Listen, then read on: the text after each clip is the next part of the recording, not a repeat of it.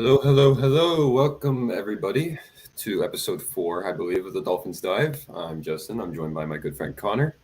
Today, we will be going through our week 1 preview as the Dolphins and Patriots square off tomorrow to kick off their seasons. Connor, how are you feeling today? Feeling pretty good, you know. I'm just literally less than 24 hours. I'm so Yeah. excited. Yeah, very, very excited. I'm very excited too. I've been waiting for this for a long time. I just had an 8-hour shift with a mild hangover, so don't drink, kids. It's not going to do you any good. But That's rough. so why don't we go ahead and pull up this PowerPoint real quick so we can get this stuff going on. Present. I'm All just right, ready for the red zone countdown. same. I want to hear Andrew Siciliano again. I missed No, that Scott name. Hansen. Scott Hansen? Yes. Wait, is it Siciliano or Hansen? Hansen. Siciliano is the short guy. I don't know. Maybe I'm getting With the big them ears. confused. No, he's. I love the big ear dude. That's Siciliano, right? I love him. yeah, but he's not red zone. He might be the NFL show. I don't know. I swear he does red zone. Well, regardless, red zone is amazing. But Yes. we got the itinerary here. We're going to go through a preview. We'll be doing some position matchups. We will each offer our keys to the game, and then we will do some week 1 picks. Go through every game and offer our little bit of insight and analysis. Make our picks, and maybe we'll keep track of them throughout the season. Who does better? I think that would be kind of funny. But why don't we go right into it with our first positional matchup, the big one. I have to put this at the beginning. The Bama QB Battle. Tua Tagovailoa and Mac Jones, obviously part of the same 2017 recruiting class at Alabama, I believe. Both national champions, both Heisman finalists, both first-round draft picks. Who has the advantage here, in your opinion? I think everyone but Patriots fans would probably say Tua. Simply for the fact that we're talking about a guy going into his first NFL game versus someone who's faced this team before. Mhm. I think, unless you're being biased, the clear answer is Tua. Mhm. He's faced the Patriots before, and he's got a season under his belt. So I don't think it's close. Yeah, I'm going to have to agree with you here. I believe Tua's experience is going to be the difference maker here. He's seen this defense. He knows he doesn't necessarily know how to beat it yet. They always put up 17 points last year, and a lot of that yardage came on the ground. But still, he's beaten this team before. Look at the receivers. Yeah, that was the worst pass catching group I've ever seen the Dolphins put out there by a long shot. But much improved receiver group, hopefully an improved O-line. That's to be determined. And I believe, Tua will have the advantage. Mac Jones is his first career game. If it was Cam Newton out there, I'd be a little more on the fence. But as we all know, Cam Newton got cut. That was an interesting move. I'm glad he's starting some controversy for them before the week too. Make all the reporters ask him the questions. Get on their bad side. By the way, I didn't know we were doing the position battles, and I really fluff with this, so I'm happy we're doing this. Yeah. So I think we got that one basically covered down. I mean, this is all the media is talking about today. I mean, it's a pretty good story. You got two teammates, national champions. Hold on, we will get to that in the next slide. But national champions, both Heisman finalists, and now they're squaring off against each other week 1. It's a pretty good headline. I think it makes for a pretty good story. But as we all know, I'm pretty sure we're all kind of sick of quarterback talk. Tua's been talked about to death. Mac Jones is actually my pick for Offensive Rookie of the Year. So he's been talked about. I think mine was Najee. That was my guy. But as we all know, there are 53 players on the team, and part of that includes the Dolphins running back group against the Patriots run defense. In terms of Malcolm Brown, I think if he's going to get touches anywhere, it's going to be on the goal line. He started the first preseason game against Chicago. He was ineffective. Let's put it that way. I believe it was like 9 carries for 10 yards or something like that. Maybe like 19. Something like that. It just was not pretty. The goal line offense was not pretty. But if anybody on the Dolphins is going to be a touchdown vulture this year, like a 100 touches, 10 touchdowns kind of guy, it's going to be Malcolm Brown. I don't know. Short yardage guy, but I don't see him getting anything beyond that. Yeah, I don't know how much work he's going to get between the 20s. I don't anticipate it being much. But why don't we go ahead and talk about the starter, Myles Gaskin, going into his 3rd year as a Dolphin, I believe, or it might be his 3rd year. Okay. Third year. Savon Ahmed going into his 2nd. So I'm anticipating Myles Gaskin to be the lead back, the first and second down, and Savon Ahmed to come onto the field in passing situations because we all saw it in the preseason. Savon Ahmed is getting involved in the passing game. Yeah, it's tough because Gaskin's also a very good receiver. I think it's just like they provide two different styles.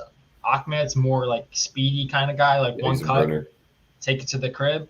Whereas like Gaskin's more patient, can like find the gap, and he's for his size, Gaskin's very physical.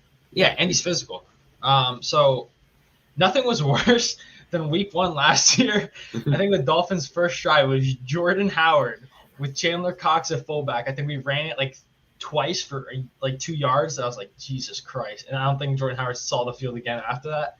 So I'll be very upset if they wheel out Malcolm Brown for the first snap of the game. But I like Gaskin a ton. I think our running back group is actually kind of underrated, but it's the people in front of them that kind of scares me.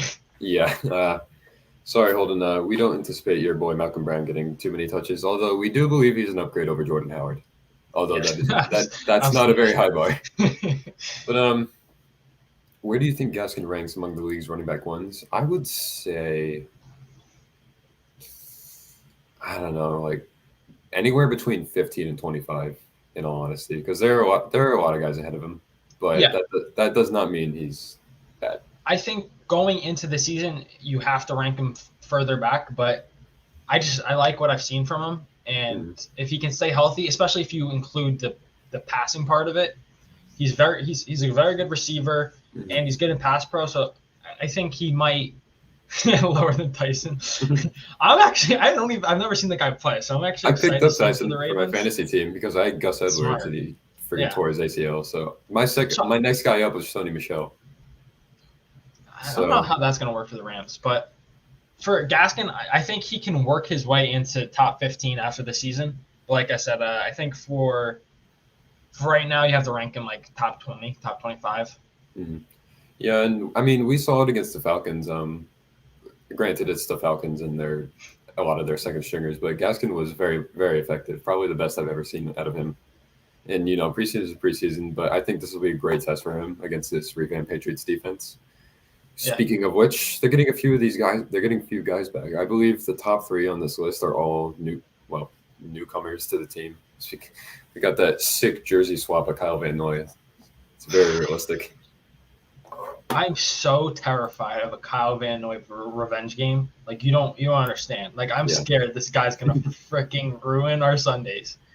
Kyle Van Noy, obviously, a veteran presence in the Patriots locker room. He's been there for a long time. Came over to Miami for a year. Ended up getting cut after 1 year into a 4-year contract. It was somewhat of a questionable move, I think. But with the emergence of Andrew Van Ginkel, I think it'll make sense eventually. Yeah. So Ginkel's obviously much cheaper and put up just about the same numbers. And the thing is like Van Noy's definitely pissed. You could tell because I think he went on like Max. Like you could tell the guy was pissed off at the Dolphins. And I understand, but you also got like $20 million and you're not worth that. But I think that was the whole move for Van Ginkel. And that was the thing. Like, the Dolphins did it a lot. I think we've talked about it before. Like we paid for a lot of guys, and we're willing to cut bait as soon as we see someone underneath developing, or if we realize they're not worth the price tag. So you can criticize and say like, oh, well, they overpaid him and then got rid of him. But we also didn't continue to hold on to him and waste the future cap space. So it's give and take. You would obviously like to see guys perform up to their contract and not overpay them. But being able to cut bait is also a good thing to do. Like I said, I think Van Noy can, quite frankly, wreak havoc on this game. I mean, he's not like a stellar edge rusher. A lot of his pass rushing last year, honestly, is just simply like picks and stunts.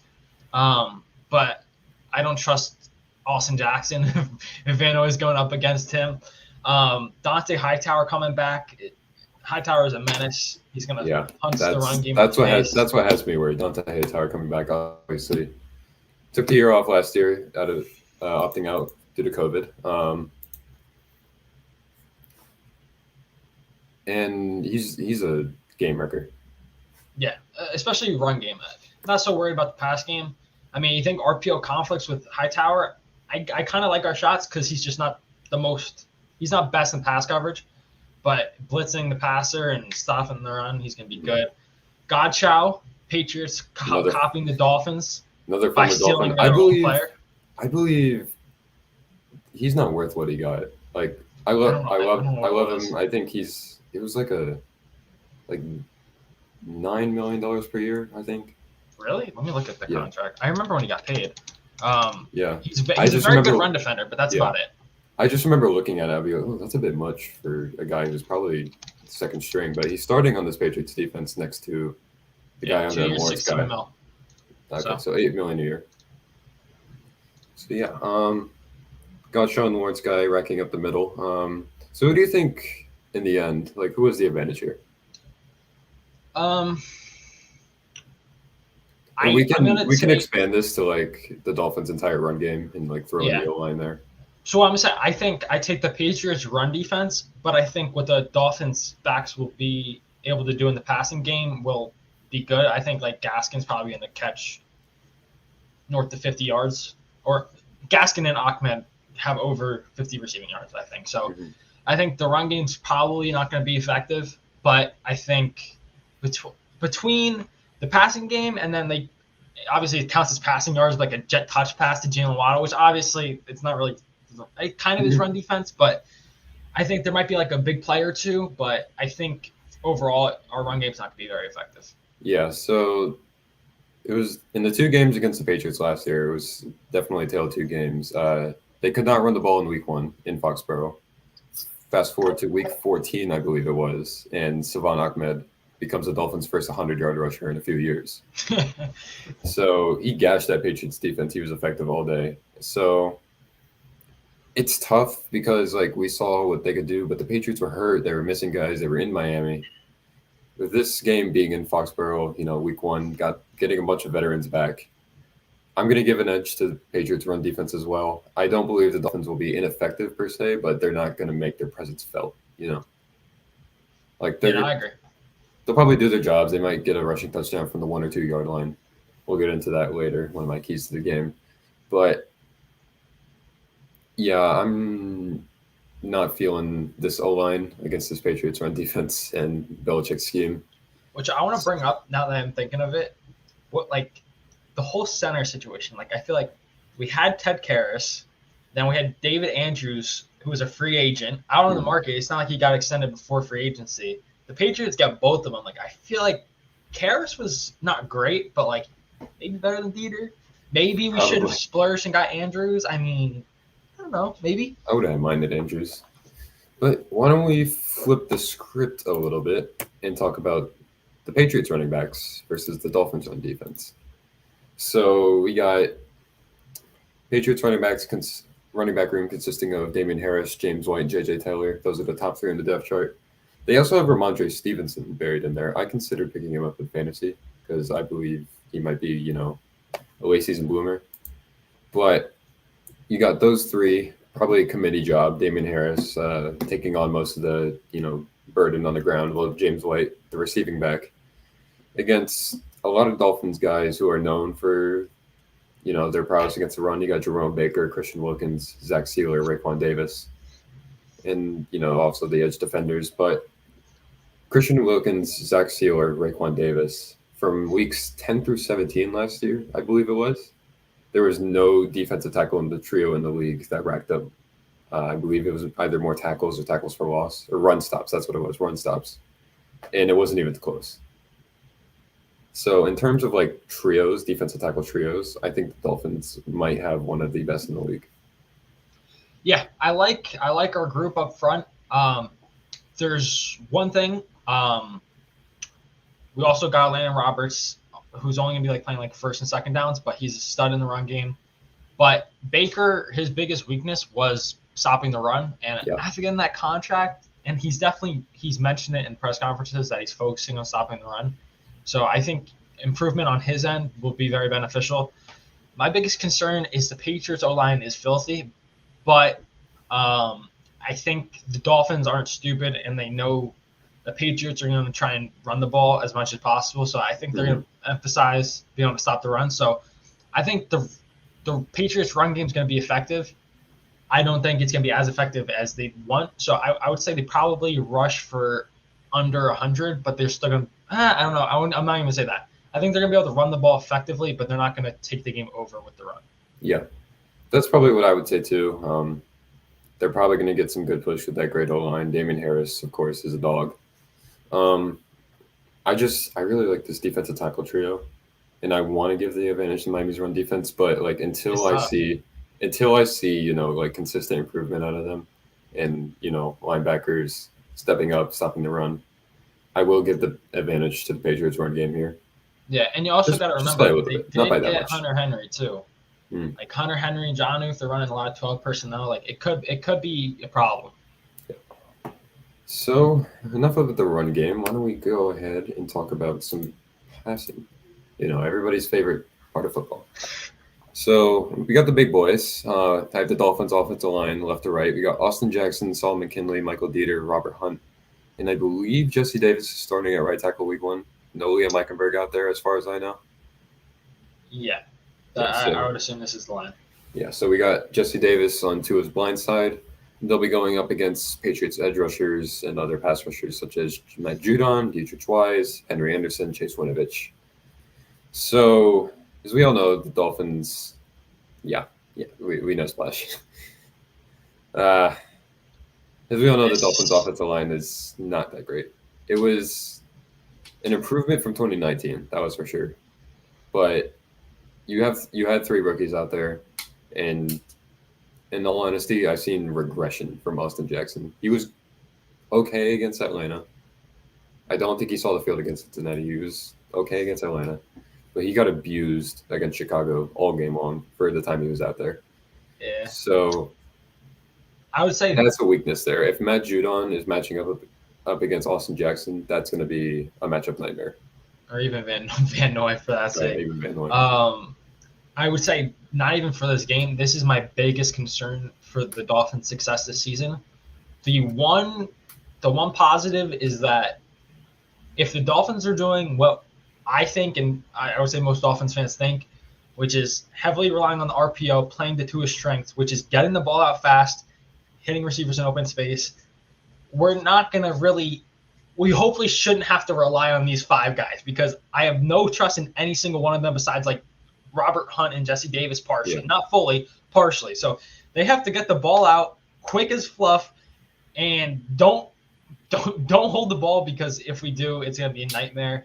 I would be literally concerned for Tua's health if it was a kind of a scheme set up for holding the ball longer. But like I said, I think it's going to be RPO, get the ball out quick. So hopefully we don't notice them that much. Yeah, I agree. Yeah, that's good. I think that was one of your keys to the game. We'll get into that later, but getting the ball out quick is definitely going to be a priority. It should be a priority for this Miami Dolphins offense, and I hope that. I think for the entire season too, because like that was his game in Alabama too. It's just I wouldn't say dump, but like Drew Brees-esque, like make your read, throw quick. Yeah. So and I believe that our new play caller, apparently it's George Godsey. That was revealed by Bill Belichick in a press conference. Like, how does that happen? I was like, how do you figure that out? He says anybody with a brain could figure out that Godsey was calling the plays. I was like, well, because he was in the booth. Yeah, well, it's because our media fluffing sucks. Okay, but Godsey was in the booth. But what we've been told, what I heard, is literally Tua saying in his ears is Charlie Fry. So I don't know if that was just for preseason, but I could also see Godsey like relaying the play to Fry because the way it was broken down to me was that like Fry and Tua, since they're in the like QB room, the OCs don't get as much one-on-one as the quarterback coach and them. So like the quarterback coach is kind of speaking the same language as the quarterback, kind of like in terms of game prep of what they see. So like, hey, we talked about this, look for that kind of thing. But apparently it's Godsey. Belichick ruined Flores' plans of keeping that a secret all year, so it was funny. I think that was kind of funny, though. Yeah, definitely. But why don't we flip the script again and talk about this Patriots offensive line versus the Dolphins pass rush? I think this is a much more interesting and probably even matchup than the one we just had. Yeah. So we got Patriots offensive line left to right. This is their official depth chart from their team website. Isaiah Wynn, Michael Owenu, David Andrews, Shaq Mason, Trent Brown. They'll be going up against the likes of Emmanuel Ogba, Jalen Phillips, Andrew Van Ginkel, and Raekwon Davis from the Dolphins pass rush. And those were, in my opinion, probably the most prolific of our pass rushers. There might be another outside linebacker I'm forgetting. No one, unless I'm being stupid, which Just I might Baker. be. Baker blitzes a lot. Yeah, interior. All the things I would do to have that O line. Like, are you shitting me? I know. They have two very good tackles. Onwenu, I honestly don't know how to pronounce his name, but he was a stud rookie last year, if I'm not mistaken. Shaq Mason's been elite since I've known his name. Obviously, David Andrews, like, that's Solid. what you want to set a rookie up with. Mhm. Like, that is literally, I would think most people will argue that they're arguably top 3 offensive line in football, like up there. I would say probably the Browns have the edge, but I don't know if there's a team with a better line. Mhm. But I do like the Dolphins do got a nice style. I think our base pass rush isn't going to be as effective as it's going to be against other teams, but we all know Flores. We know he's going to dial some stuff up, especially against Mac. Mhm. So I don't think these 4 guys on like a base pass rush are going to hit home consistently, but I think Flores is going to turn the dial up a little bit, and we'll see some nice blitzing. So I take the Patriots O-line in this battle. Yeah. I would also take the Patriots O-line simply because of scheme. Like, we saw it in the preseason. Mac Jones was getting the ball out very quickly. Like, not to be that person, like, people are going to call me crazy and be like, oh, you're comparing Mac to Brady, but he was doing a lot of things that Brady did during his time in New England. He's getting the ball out quickly. He's distributing. He's getting those, like, little chunk plays, those 11, 12 yards that just, like, demoralize your defense. Which is what we want from Tua, the RPO version of that. And they just, like, ticky-tock right up the field, and there's nothing you can do to stop them. And all this offensive line has to do is hold it down for about, keep the pocket clean for about 2.5 seconds, and they're more than capable of doing that. Yeah, especially including the run game, it's going to be tough. Yeah. So I like this Dolphins pass rush. I like Ogba. I hope he gets double-digit sacks this year. He had 9 last year, and now he has more guys around him. Not sure if that'll happen. Jalen Phillips, of course, he's a very talented rookie. Remains to be seen. During the preseason, they had him dropping back into coverage a lot, which I thought was a little bit weird. Yeah, I think it's more of like they're trying to see everything he can do. Yeah. But it's definitely valuable, like, because Van Noy drops into coverage. Obviously, they're better at it. Ginkel, like, you need to be able to do it. Obviously, we primarily want him to rush the passer, but dropping into coverage from time to time would be nice to see. But I'm actually genuinely curious. I think Jalen Phillips sees snaps, but I don't know if it's going to be significant. I think him being listed 13 on the depth chart isn't as big of a deal as some people make it. Yeah. Considering that's like that base scheme. But like I could see him on like third downs, like pass rushing situations, but I don't know if I see him beyond that consistently. Like I think he'd be rotated in and out, but I don't think he plays. I think he plays probably less than 50% of snaps. Yeah, it might be true. Like, that's unfortunate because, you draft him in the first round, you hope he makes an instant impact. But the way the scheme's set up, the way, the personnel is, that's probably going to be the case. I want to see him out there on third down, though. Yeah, especially with the Patriots wanting to run the ball, too. Like, I don't know if he'll be on. But I honestly could be dead-ass wrong. He could be playing, like, 95% of snaps. The thing is, though, like, against the run, against Atlanta, they mostly just had him set the edge, and he did a pretty damn good job of it. Yeah. So, we might see him out there for a long time. We might not. Regardless, I just want to see him produce when he gets out there. So, like I said, advantage Patriots here, but not by that much. So, another position group to go on. A very interesting battle here. Yeah. So, Dolphins receivers versus Patriots secondary. No Stephon Gilmore. And Jalen Mills is also questionable. So no clue if he's going to see the field, but we will likely see Devontae Parker matched up against J.C. Jackson, which I think is a pretty interesting matchup. I don't believe we got to see that last year. I like it. I like it a lot. I honestly think Parker jump ball, I think could be back this game. Like I'm not saying he will, but like, especially with what I think the Dolphins are going to try and do, I don't think it involves what I'm going to say. But I could, especially seeing Jalen Mills there, I feel like he could have one of those eagles man. where they just start throwing it up to him and he's just making every play. Yeah, Jalen Mills, PTSD when he sees Devontae Parker. But a lot of those guys, I don't think can really size up with Parker. Like that could be dangerous for the Patriots right there. Yeah, and then outside of Devontae Parker, who you got the jump ball guy, you got a bunch of speedsters. Jalen Waddle, Albert Wilson, Jakeem Grant, three of the fastest guys in the league, in all honesty. Yeah. Jalen Waddle will be making his NFL debut, probably working from the slot. He'll be going emotion a lot. Maybe he might even be playing as a decoy, or get him some bubble screens. I'm excited to see Albert Wilson out there. He'll be filling in for Will Fuller, who's suspended for this game. And then, of course, maybe. Yeah, Will Fuller. You got the backups. Jakeem Grant, Mac Hollins will also be out there. I was going to include Preston Williams, but I don't know what his status is at the moment. He's questionable, yeah. Yeah, he's questionable with the foot thing. So this is a very interesting matchup. Patriots also have Adrian Phillips and Devin McCourty starting in the safety slots. Splash asking which DB we're more excited to see. I honestly don't think Igbo even sees the field, so I'll say Duggar for the sake of saying Duggar. Probably. I don't know how much. I don't know I'm not too in depth with how much playing time Duggar will get, but I'm assuming he'll see more than Igbo. Yeah, Igbo. He might get a kick return, actually. Oh yeah, Igbo will probably get out there and kick returns. But if Igbo sees the field on defense, he's probably like the third string slot cornerback right now, behind Coleman and Needham. Or maybe he's just he could be who's second string boundary on the boundary. Yeah. I'm trying to think who else is there. It depends where they have Needham. If they're starting Needham in the slot, then he won't be the backup boundary. But if Coleman starts in the slot, then Needham could be boundary back. It's who knows. Yeah, the Dolphins are crazy. I love it, but they're crazy. You never know what they're going to throw. Because it's all package based. So like the 3-4 package, Jalen Phillips could be third in the depth chart, but their nickel package, he could be start. Like it's a whole shindig. So it's you really don't know. So who do you think has the advantage here? I'm gonna take.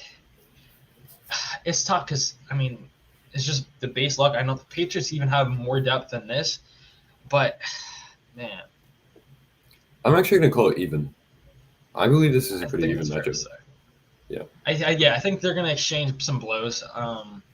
I really think Parker can take over. I think no one can really size up with him. But I like your call of going even with this.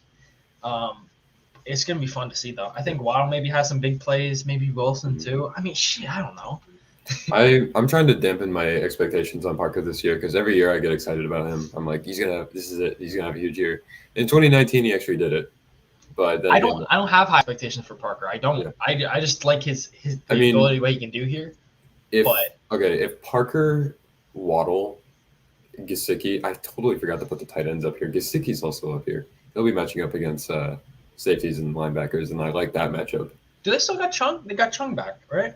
He was out for COVID. Dude, the Patriots got like 10 safeties. I know. It's crazy. They're like the Dolphins. Obviously they're the same shit. That's what I mean. They got like 20 DBs. We both do.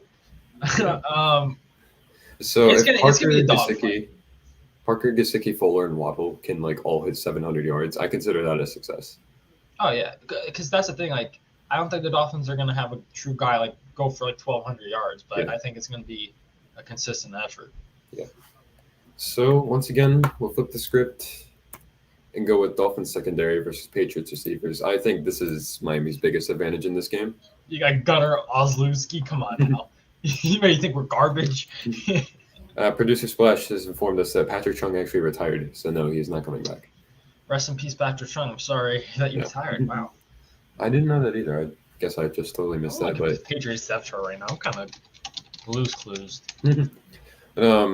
So we got Xavier Howard matching up with Nelson Aguilar, provided that he sees the field. Nelson Aguilar is still questionable. His status is up in the air. If not, it's going to be X against Jacoby Myers, and I like Jacoby Myers, I really do, but if he's matched up against top 3, arguably top 1 cornerback in the NFL, it's not going to be a fun time for him. Yeah. Of course, X forced a fumble on him last year in the Week 14 game. Then you got Byron Jones on the other boundary. Eric Rowe, Javon Holland, the rookie.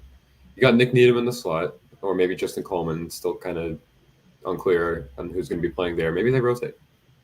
Yeah. But Then on the Patriots side, of course, we mentioned Aguilar status up in the air. I believe if Aguilar is out, that's a huge blow, because as much as I like Matt Jones in this Patriots scheme, I don't believe he's going to be able to be that effective without Aguilar.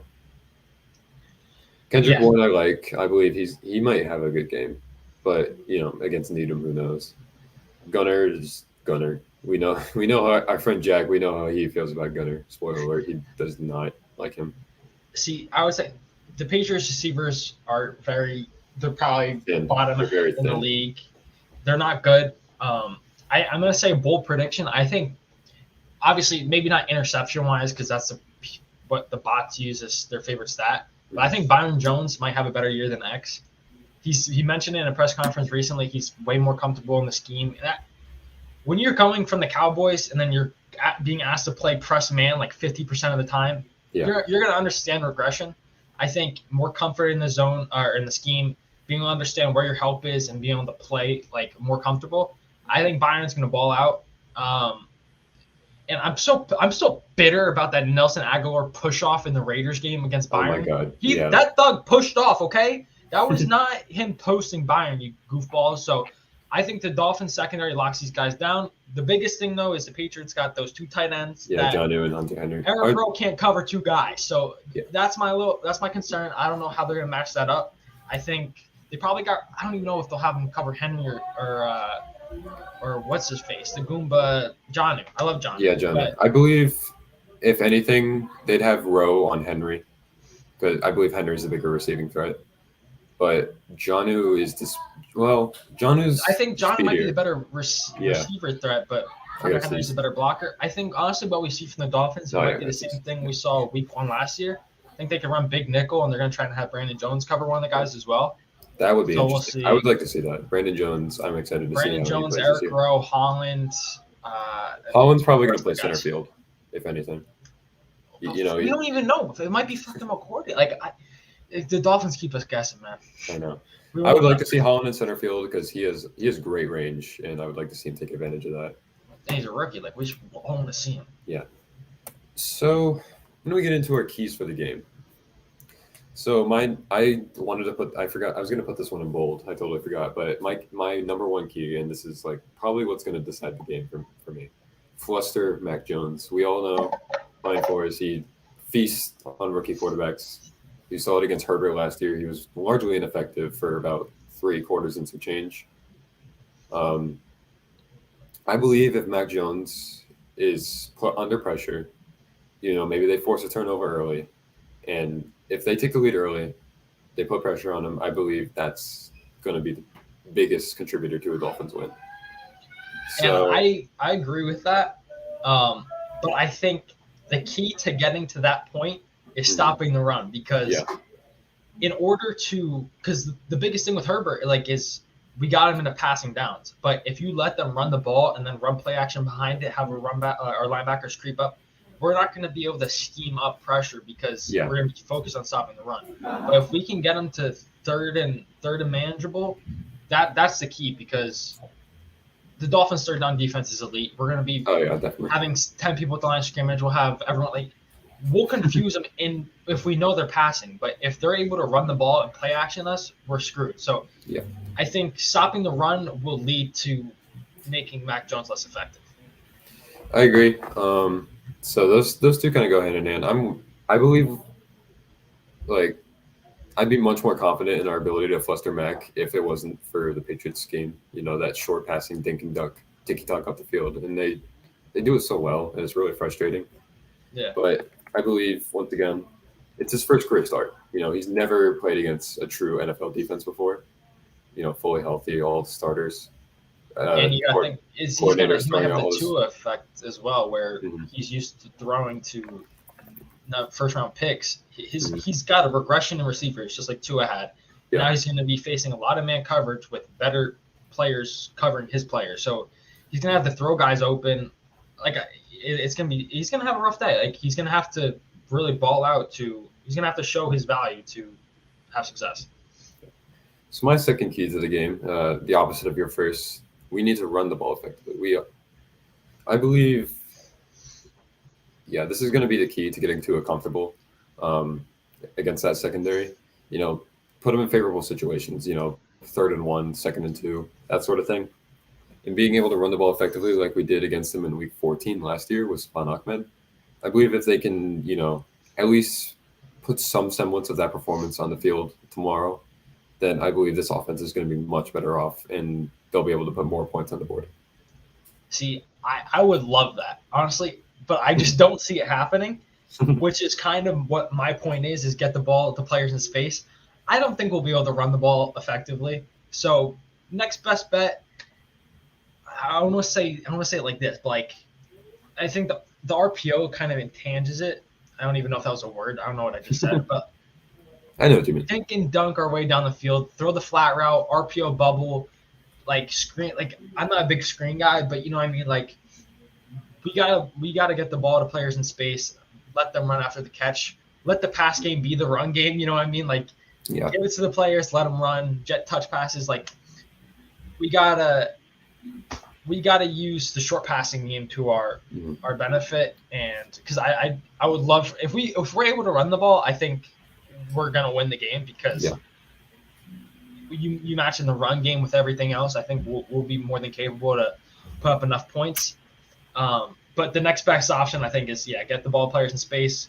Hopefully, like you mentioned before with Waddle, Grant, and Wilson, those guys are great after the catch. So. Hopefully they make some big plays happen. Yeah.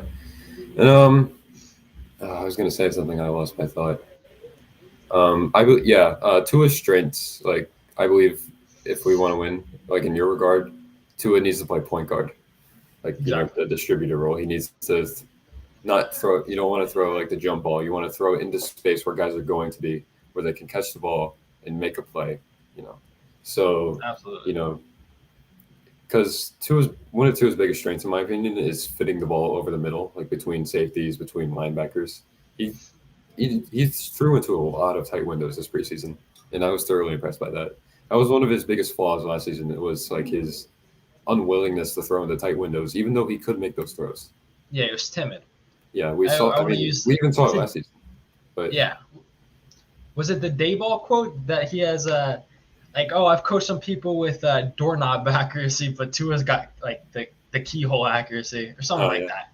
I don't know if it was because Dayball was his own. No, that was Loxley. I don't know. Did Dayball coach him in Bama? I think he did. An interesting question here, Splash. If you combine the 9 first-round QBs from the last 2 drafts, where would Tua and Mac rank as prospects? So tough. So Trevor Lawrence and Justin Fields are my 1 and 2.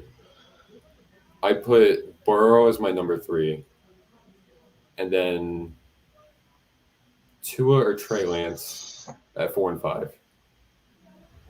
You can interchange those. And then who do you have left? You have Herbert, Wilson, Mac, and Love. Herbert, Wilson, Mac, and Love. I put Wilson at 6, and then Herbert. I know it sounds weird to say, Herbert 7th because of, the amazing season he just had, but coming into the league as a prospect, he was not a good prospect. And I stand by that. I admit that's the toughest thing. Yeah, it's all based off scheme. Like Trey Lance in San Francisco is insane, but if you're talking about prospects, that's a whole different story. Like I think Tua as a prospect who's better than Mac, but you include Tua with an injury, I would probably take Mac over him. Knowing what we know now, it's a whole different shindig. So I don't even know where to start, dude. That's tough. Yeah, that is a very tough question. I like and then I probably like Mac over Love. It feels weird to have Mac that low. I tell my roommates to be quiet. But that's what I believe Lawrence and Fields are about, the same pedestal in my opinion. I actually had the same grade on them going into the season. I thought Lawrence was like a little bit overrated as a prospect, just a tiny bit, not that much. It's just he came onto the scene so hot. Yeah. So when we go on to our third point, I have execute in the red zone. This was my biggest issue in the preseason with this offense. The goal line offense was just atrocious, especially against Chicago. Yeah, I think we're not going to be able to get push. I think I mentioned this before. it's going to have to be on the play calling, so we're going to have to run some unique shit. And I think obviously they probably withhold that in the preseason, so I think this game will be telling if we got red zone dots or not, kind of thing. We need to be creative. So hopefully, I like that point. I think that's a very good point, and it'll need to show up if we want to have success. Yeah. And like just like even last season, like especially in like the second Patriots game and the Bengals game, like those games should not have been as close as they were, because they weren't executing in the red zone. They were kicking, like 30-yard field goals. I believe if they execute in the red zone, they're going to be much better off. Throw it up to Gesicki, throw it up to Parker, get them involved, or dial up some weird hook and ladder play like they did on the 2-point conversion last year. Gailey. Yeah, Shane Gailey's best play call of the year. Yeah, so that I believe that's one of, if not the most important aspect of this game. If they execute in the red zone, their chances of winning rise exponentially. For sure. And then this was gonna be my third point, and then you stole it from me. I was like, okay, I'll let it happen. So by showing up, I literally mean just not being atrocious. Like, don't let Tua get hit every single snap. Don't run for 1 yard carry. Just don't be bad, okay? Mm-hmm. You can let up a little bit of pressure. You can kind of suck in the run game, but just don't flat out suck. That's all I'm asking for. So I'm not asking for anything spectacular. Just don't suck. Yeah. And I mean, it's great that Tua has, elite pocket presence, already one of the best in the league in that regard. So I believe if they're getting the ball out quickly, and then, whenever pressure does come, he should be able to hopefully avoid it, or maybe at least like extend the play a little bit. Tua's got good feet. That's a good thing about it. That's one of my favorite. Tannehill does not even come close to him in that regard. And in my opinion, none of the Dolphins quarterbacks since Tannehill does. So yeah, he's shifty. Very shifty. And that was something that we didn't see a lot of last season. We saw a bit of it, but we saw a ton of it in the preseason because, I think that's just him fully getting healthy, fully getting comfortable. We saw him get swole body over the offseason, so hopefully that I was like, up. What the hell is in that muscle milk? Because he gained a ton of arm mass. That's the thing. Homie, he literally came off an insane injury. Mm-hmm. I don't like making excuses for the guy. He obviously underperformed expectations, but I mean, he had a shitty offense, and he's coming off a crazy injury. Give the dude a chance. That's the thing too. You look at literally look at the start of Drew Brees' career. Look at the start of Peyton Manning's career. Nowadays, they'd be looking to replace him already. It's crazy how little. And it's even front offices, but fan bases and front offices, they want to get rid of guys after a season. You gotta let people develop. Come on. Mm-hmm. Definitely agreed. But that being said, I think we've talked about Tua ad nauseum. Yeah. So why don't we go on to some week 1 picks, and then a little bit of that non-Dolphins content, entire NFL. So if Producer Splash, I'll turn mine off. Producer Splash, you could throw that up there. Thank you. So we already had the Thursday night game, obviously, Tampa Bay beat Dallas. That was my pick. I did not expect the game to be that close. I thought it was going to be a 34-24 type affair. But, of course, objectively, yes, it's a good game. It was sloppy, yeah. Objectively, it was a good game. And my thing is, Dallas kicks that field goal. They leave 80 seconds on the clock. You know what's going to happen. Yeah, we've seen it happen time and time again with Brady. Way too much time. They gave him too much time. He's going to ticky-tock right down the field. There's probably going to be some sort of questionable no call, and they're going to kick a field goal to win the game from 30 yards out. And that's exactly what happened. So, yeah, it's objectively a good game, but my God. So, how do we start on? Let's go just left to right. We'll start in the AFC. Pittsburgh versus Buffalo. What do you got? That's a dogfight. I got Buffalo. I think the Steelers' defense is nice, but I think they've probably taken a step back. I take Buffalo there. Yeah, I mean, Buffalo's had 2 weeks to prepare for this game. They've had 2 weeks to prepare for that defense. And Buffalo pimp-slapped Pittsburgh last year. And I believe they're going in for a little bit of a repeat. So I'm also taking Buffalo there. Houston versus Jacksonville. I think this is one of the more interesting matchups, actually, even though it's between two of the worst teams in the league. But that's a dogfight, dude. You got Trevor Lawrence making his debut. Tyrod Taylor and the Texans, the worst team in the NFL by far. Hey, they're my dark horse Super Bowl team. Yeah. We know. So who do you got? Who do you got? Man, it just because like the thing is like Houston's got a bunch of vets on 1-year deals. Like if they can get some crazy chemistry, which I don't think they did, but if it were to happen, I'm being dead serious. I think they could be decent, not like a 1-win team. Like Okay. Jacksonville's got youth and potential. Houston's got a bunch of 1-year vets that are all gross and saggy, but they could be good. Mm-hmm. So this is tough to predict. Did you see any Texans training camp videos? Zero. I saw a few, but they were literally like walking and they were like sulking. Like they know what kind of situation they're in. They know like what's going on. That's what I mean. But like I feel like if they were to like from the depths of hell, like just build some crazy camaraderie. Like they have pieces. Like they got Tunsil, they got like Philip Lindsay. Like they're not good. Like they're all right, but they're got like kind of weird. But I'm gonna I think what you said is fair. Like they probably know they freaking suck. So I'm gonna take the youth in Jacksonville to take the dub. Shout out Mike, go Jags. So, I mean, I've been shitting on the Texans for God knows how long, but one of my predictions going into the season was the Texans are going to pull a Jaguars this year. They're going to win this first game, and then they're going to lose out. They're going to go 1-16. Splash is going to chalk it up as a tie.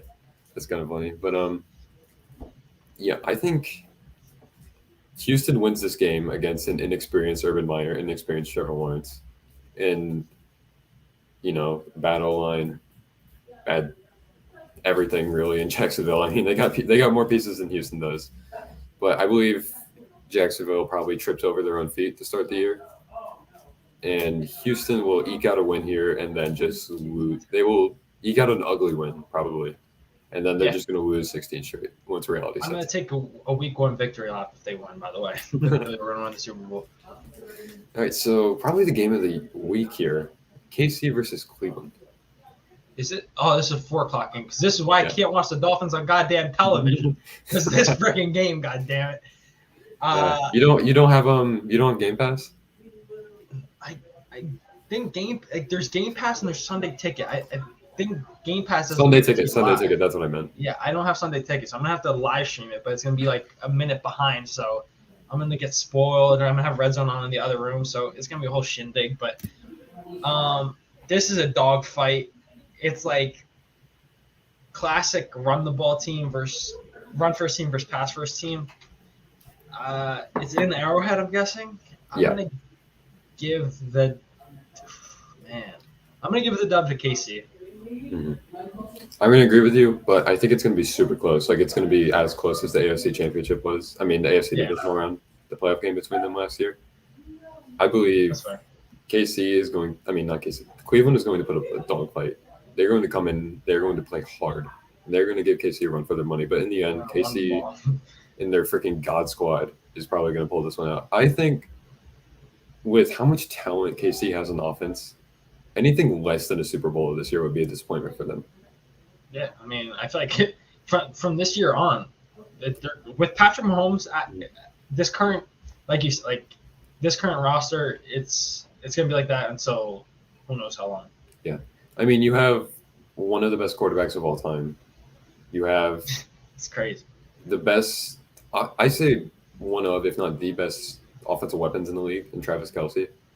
And then you got freaking Tyreek Hill, wide receiver 1, in my opinion. So you got tight end 1, you got wide receiver 1, you got arguably quarterback 1. I have Aaron Rodgers above Mahomes, but quarterback 1B. And then you got probably top 10, maybe even top 5 O-line with how they've been revamped. You got Clyde Edwards-Helaire, who had an okay season, but he's in line for a much bigger year.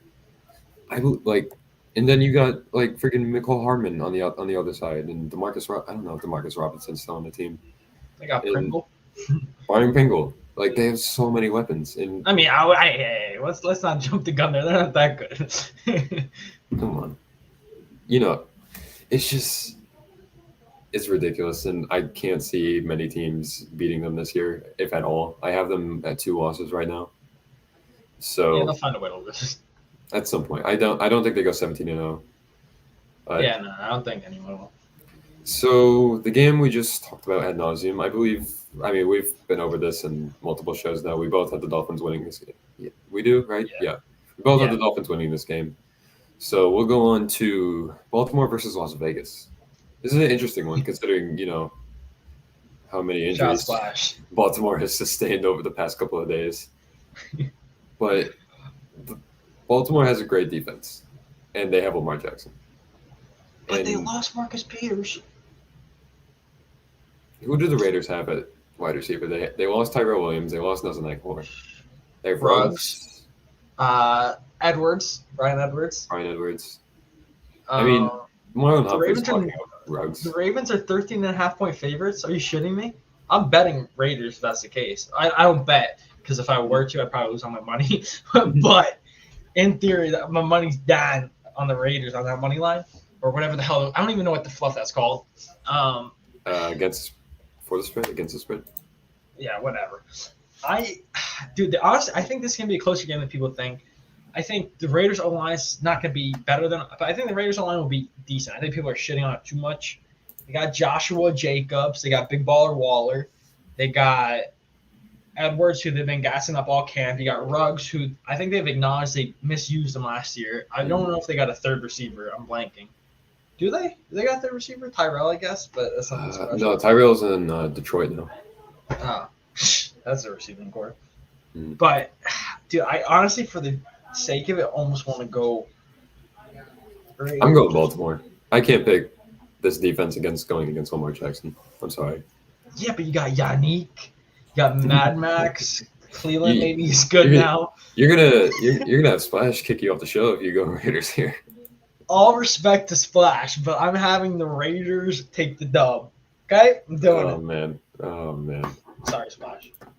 I appreciate Producer it. Splash, not a happy camper right now. We'll go. We'll do a little bit of a speed run right now. We got about 8 minutes left. So, Minnesota versus Cincinnati. I'm taking Minnesota. Without a doubt. Minnesota all day. I don't believe that one's much in doubt. Seattle versus Indianapolis. This is an interesting matchup because I believe Seattle's an overrated team, but God knows how the Colts are going to play this year. This is an interesting one. I got Seattle for Seattle? the fact that Wentz is like kind of off injury. Like if he was still healthy all training camp, I think that it'd be makes a better sense. game. But And early season Russell Wilson is oftentimes very good. I'm cracking. So yeah, I'm gonna agree. I'll go with Seattle here. Next game Washington also a dogfight. versus Chargers. I'm taking Washington. I'm taking the football team. For the sake of being different, I'm gonna go Chargers. I like Staley. That offense is kind of mean. Next game, we don't even have to. The Jets fluff and suck. They're horrible. And it's gonna be smacked. But it's Sam Darnold. That's the thing. Name an edge rusher on the Jets, please. Tell me. Jabari Zuniga? Are you kidding me? Name a corner. I can't. I was about to say Bless Austin, then I remembered he got cut. Gone forever. Aaron Hernandez. Like, what are we doing? The Jets stink. But they got got an interior defensive line. They got Quentin Williams. They got Fatusaki, or however you say it. I don't know. Those are interior guys. I mean, just freaking throw Texas routes to CMC and you got 100 points. Oh, Jets okay. stink. I'll go Panthers, but I think it's going to be closer than people think. I think it's going to already be an absolute blowout. I took him in my Survivor League. Not even close. Jets stink. Keep it moving. Tennessee versus Arizona. I got to go Tennessee here. I don't. That defense is a fun improved, game. but I don't like those corners. Marco Wilson matching up against A.J. Brown and Julio Jones. That's not going to be fun. Did they get another corner in Arizona? I don't know. Byron Murphy, but isn't he hurt for COVID or something? I don't know. Maybe he's a number one. But I mean, they lost Pat Pete, so. Yeah, I like the Titans here as well. I hope it's just an entertaining game. Like it's a fun matchup of styles. You got like spread and speed versus like in between the tackle, running down your throat kind of thing. Like it's gonna be just interesting matchup. So Giants, Broncos. Oh yeah, I'm picking Tennessee. Giants Broncos. This is an interesting one. I'm gonna go with the Giants taking a week 1 W here. I like Daniel Jones. I don't like Daniel Jones. I don't know why I just said that. I like Joe Judge. That's what I like. I like Joe Judge. Definitely this coaching matchup. I like Judge over Fangio. And even though I don't like Daniel Jones, I like him over either of the Denver quarterbacks. This is definitely not going to be a high-scoring game. Like, I would not be surprised at all if the Giants win this, like 13-7 or something like that. Yeah. But that's what I'm going with here. I'm going with Joe Judge taking a dub. Man, this is actually a really good game in terms of like how they match up. Mm-hmm. Like this is a nightmare first game for Daniel Jones, because he needs to prove himself. As Giants are shitting on him. I'm going, man, because I feel like I'm such a Giants hater because I live in Giants territory that like I hate the Giants and I hate the Jets because that's all that's around me. But I like Denver, man. I do. Like they got the weapons on offense. Their defense is very good. And you want to shit on Fangio all you want, but he's a good defensive mind. So I know. I'm not denying that. I just don't think he's a good leader or he's just like a good coach in general. He's like 100 years old, so I get it. Fair enough. Philly versus Atlanta, boring game. I don't even want to talk about it. Could be fun, though. Could be fun. No, not going to be fun. It's going to be ugly. I don't like it. Yeah, but sometimes that's fun. Maybe comedy. Screw it. I'll go Philly. Actually, we'll change it. I think Kyle Pitts shows out. And I think Atlanta takes it up. Man. One of 4 W's to take this year. Just for the sake of being disagree, I'm going to Philly. I was literally, but I mean, they're it's a well matchup. They kind of both they have talent, but they both suck at the same time, kind of thing. San Francisco versus Detroit. My heart wants to pick Detroit in an upset, but I just can't do it. It's not. I like San Francisco too much. I love Dan Campbell, but the lines suck. It'll be close. I will say that. Green Bay versus New Orleans. I really like this game, but I'm actually gonna go New Orleans in an upset. I'm going Green Bay. Green Bay. So another disagreement there. Oh, but fuck! I like famous Jameis. Yeah. Give it to no. Keep it the way it is. Keep it the way it is. Sunday night game, LA versus Chicago. I think this is a pretty clear W for LA, if anything. I like Matt Stafford in this new offense. I think this might be one of his down games, considering how good Chicago's defense is. But down game for Matt Stafford is still going to be pretty good. So how funny would it be if the Bears roll out Andy Dalton for the first half of the game and take him out, put Justin Fields in? I want to see it happen. I really want to see it happen because Justin Fields needs to be on the field as soon as possible. I think if you had Fields, it'd be a closer game. Just for the sake of it, I think Dalton's probably a better game manager type guy right now. Yeah. But when you're facing a high power team like the Rams, you need something different. I take the Rams as well. Stafford's. Yep. It's gonna be so fun to see Stafford in this game. I think he can really be good. I agree. All right. So with that, those are our week 1 picks. We agree on Buffalo, KC, Miami, Minnesota, Seattle, Carolina, Tennessee, San Francisco, and LA, and we're split on every other game. For some reason, Connor decided to take LA against Baltimore. What if they do the Anderson Camp thing? Start Dalton, bring Fields to start in second drive. Yeah, that's what I mean. They should do it. They really should do it. They want to have fun. They should do it if they want to win. That's the thing. But all that being said, we're running a little bit low on time here. I got to go see some of my friends. So thank you all for tuning in. We will hopefully be back next Saturday with a recap of the Patriots game. Hopefully we'll be in a good mood after a win. I just got a Bears. Oh, yeah, I'll be. Yeah, no, it's actually Justin Fields signed helmet.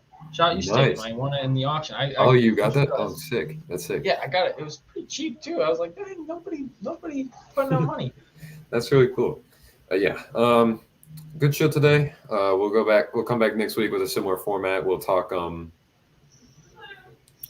Patriots game. We'll preview the Bills game. I believe it is week 2. That's going to be fun. You'll see pessimist me coming out. But again, thanks for everyone for tuning in. Make sure you join the U Stadium app, interact with us on there. Follow U Stadium on Instagram and Twitter. Turn on the notifications bell so you can get notifications for all our shows. We got a new one coming this Sunday, fantasy show every Sunday morning at 11, I believe it is. I forget the title. Producer Splash can remind me in the chat, but I'm excited for that. The Patriots. The pre-snap, that's what it's called. I'm still clamoring for like a Sunday with U Stadium, Sunday countdown or something like that. I still want one of those shows. I think that would be really cool. Hopefully it happens some point. But all that being said, thank you all for tuning in. We appreciate you. Again, follow U Stadium, turn on the notifications. And Fluff the Patriots, you go guys Dolphins. Next week. Go Fins.